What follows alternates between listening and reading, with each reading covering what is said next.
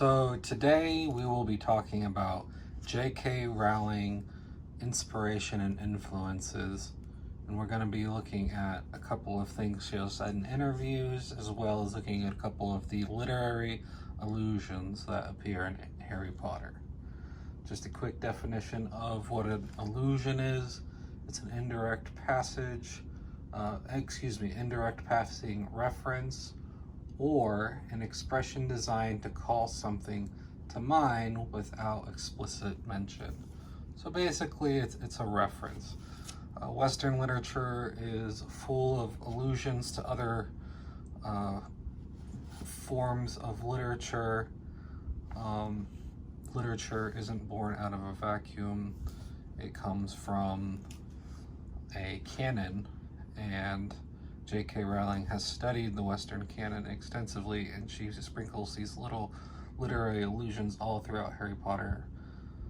And we'll just take a look at a couple of them. Most of these allusions and references come from Greek, Roman, and Egyptian mythology, sprinkled with other classical antiquity, Mesopotamia,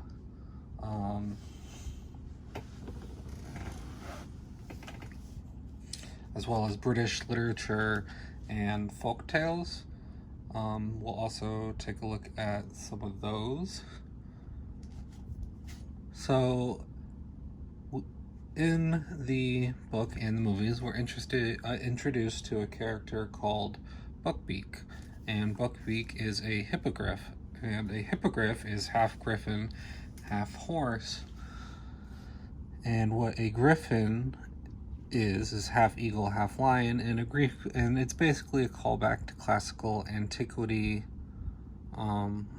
Griffins used to be popular motifs in Greek, Egyptian, I believe also Iranian architecture, and so you see them popping up a lot in different motifs, and the hippogriff became popular as an artistic motif around the Renaissance times. So you'll see them pop up in art a lot. Next up we have Fluffy, and we're introduced to Fluffy, I think, in the very first movie, because he is guarding the path to the Philosopher's Stone from the trio, and he's a large three-headed dog, a giant three-headed dog, and this is a reference to Cerberus, a giant three-headed dog from ancient mythology, specifically Heracles, who is sent out to gather him from Hades. And he generally, I believe, he guards the pathway to Hades in ancient mythology. Next up, we have the Phoenix. In the movies and the books, we have Fox the Phoenix. This is a reference to ancient mythology again, classical Greek mythology and Egyptian mythology, where you have a mythical bird that dies periodically, cyclically by flames, only to be resurrected by ashes, and within the ashes, and it usually has to do with the cyclical nature of time. Next up we had queerness, as in Janus queerness. Queerness is a epithet or a title. I think it roughly translates into something like bearer of the spear. And Janus queerness, well, Janus was an ancient god from I believe Roman mythology, and he had two faces, one looking into the future and one looking into the past. And very much like our early antagonist, Quirinius Quirrell, who also has two faces, one being his own and the other being Voldemort's. She also, J.K. Rowling also borrows a lot from Arthurian legend. You can see some similar themes here. We have a young boy chosen by destiny, destined to battle evil, mentored by an older wizard, Dumbledore and Harry Potter, Merlin and the Arthurian legend.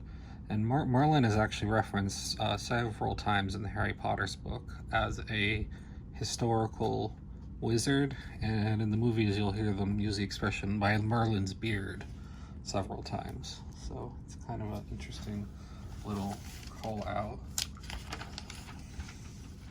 Next up we have Sirius Black, who escaped from Azkaban to help Harry. Sirius in Latin means dog.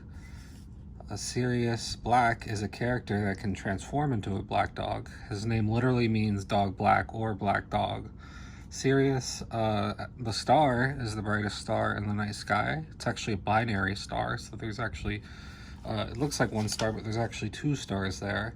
It's part of the Canis Major constellation, and if you know anything about constellations, Canis Major means large dog, and it's one of the two hunting dogs helping the hunter Orion hunt Taurus, the bull. Fun fact about Sirius the star is that it will eventually become the pole star in the southern hemisphere. So if you're in the southern hemisphere and you look south, you'll see one star that won't appear to move in the sky in about 66,000 years, and that will be Sirius, or the dog star, as it was referred to in antiquity. There's also a lot of references to the Iliad. So, if you've ever read the Iliad, one of the biggest scenes is at the very end, where you have King Priam, father of Hector, who was slain by Achilles, who is avenging his friend Pericles and has suffered greatly because his friend Pericles died at the hands of Hector. And after he kills Hector, and after he basically is trying to disgrace the body, but the body is being actually protected by the gods, King Priam sneaks into the Achaeans' base, and he sneaks into Achilles' tent, and he takes him by the hand, and he basically begs him for him to give him his son's bodies back. And he says he'll basically give him anything he wants, as long as he can have the body back, has his son's body back.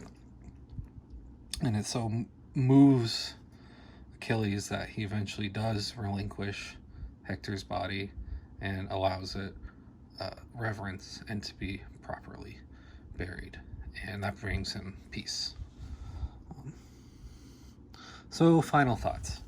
J.K. Rowling's education. She was educated in French and classics, which looks at a lot of classic literature from antiquity and also just general literature from the French language.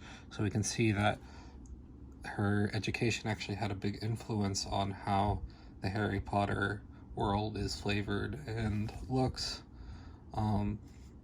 Overall, it's a very good series, great series.